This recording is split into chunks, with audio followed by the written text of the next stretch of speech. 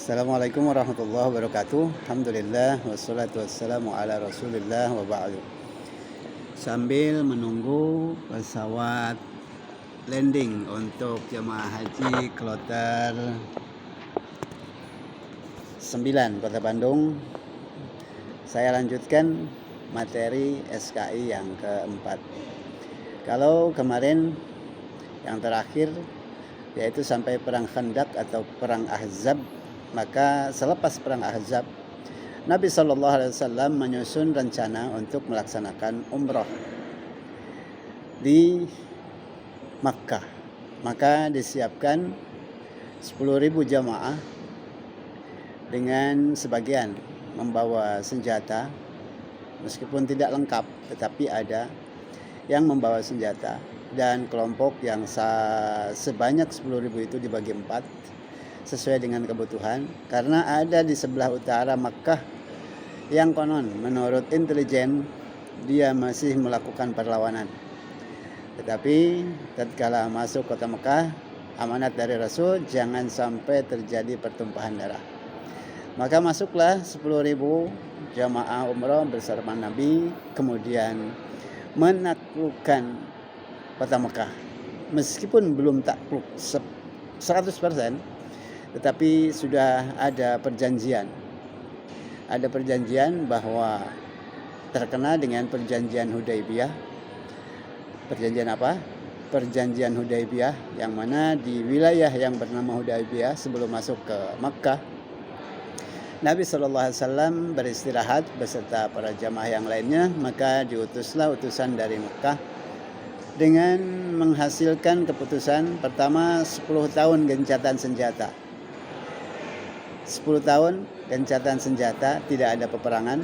Kedua, umrah atau haji belum bisa dilaksanakan pada saat itu. Ketiga, bahwa kelompok yang bergabung dengan Nabi Muhammad SAW yang meminta perlindungan terhadap umat Islam akan dilindungi oleh umat Islam meskipun belum masuk memeluk ajaran Islam. Dan kelompok yang tergabung dalam perlindungan kafir Quraisy maka sama-sama akan dilindungi. Kemudian keempat, perjanjian keempat adalah bahwa orang Mekah yang hijrah ke Madinah harus tetap di Mekah, tidak boleh kembali lagi ke Madinah. Maka orang Madinah terserah kalau mau tinggal di Mekah atau kembali lagi ke Madinah. Hal ini merupakan kerugian menurut penilaian sebagian para sahabat, karena ditakutkan bahwa orang Madinah atau orang Mekah yang sudah hijrah ke Madinah kemudian dilarang kembali ke Madinah akan terjadi sesuatu. Tetapi Nabi SAW menyampaikan bahwa ini dalam kondisi perjanjian dan Nabi yakin bahwa Allah akan melindungi. Ada keuntungan lain, yaitu tatkala orang-orang Islam kembali ke Mekah dan di Mekah mulai ada kebebasan untuk berbicara, tidak ditekan lagi seperti di awal. Umat Islam senantiasa ditekan dan dianiaya. Tetapi setelah perjanjian itu berkurang tekanan, bahkan terjadi obrolan seperti apa? Yaitu tentang tauhid. Seorang kafir Quraisy bertanya, "Kenapa kau menyembah kepada Tuhan yang satu dan tidak terlihat?"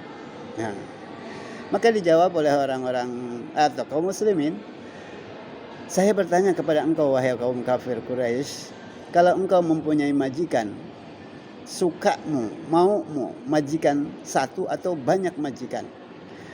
Maka dijawab tentunya satu majikan, daripada banyak majikan merepotkan.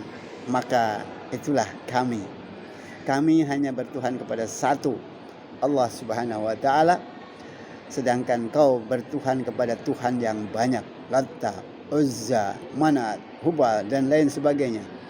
Dan Tuhanmu cukup merepotkan, karena setiap saat mau peribadatan harus dibawa, disimpan sebagian di Ka'bah, disembah, kemudian dicuci, dibersihkan, dibawa pulang kembali. Itu sungguh Tuhan yang merepotkan dan tidak memberikan manfaat.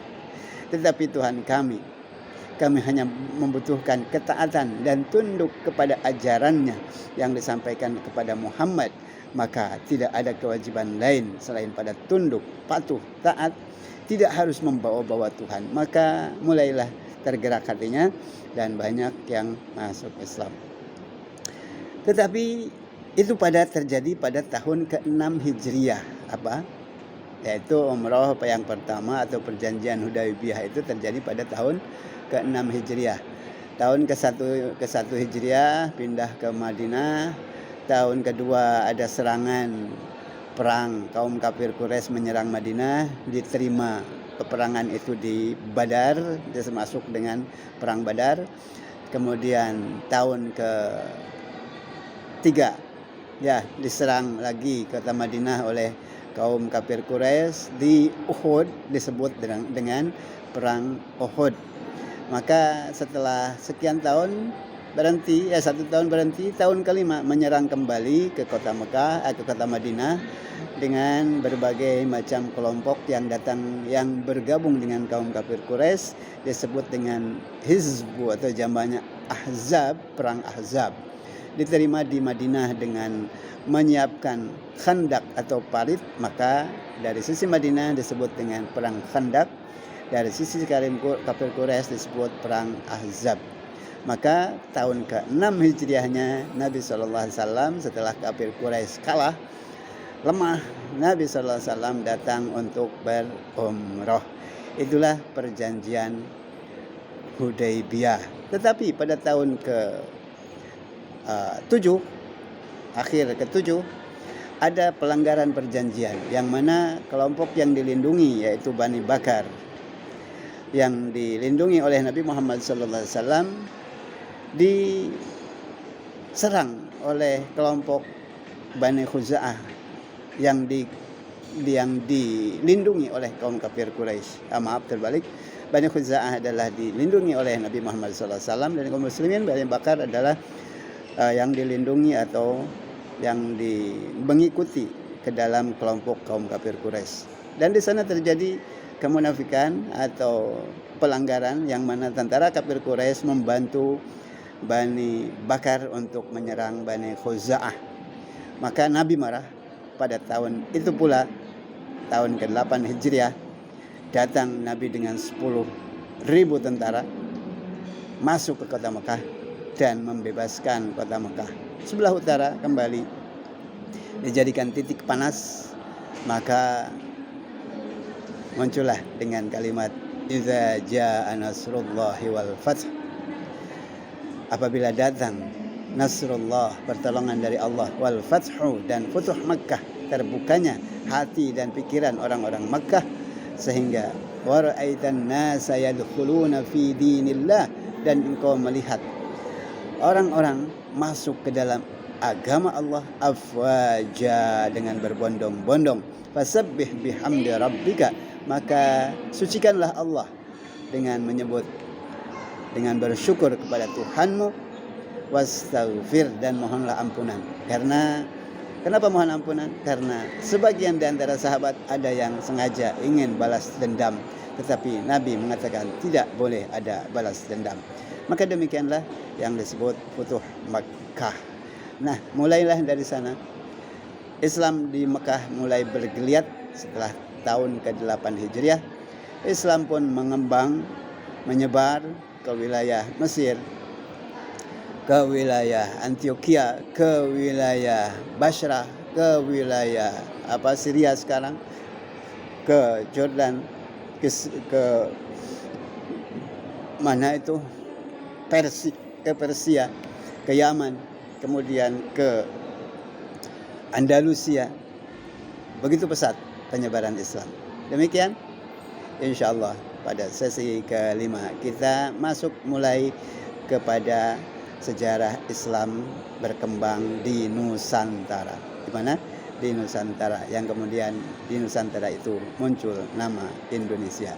Assalamualaikum warahmatullahi wabarakatuh.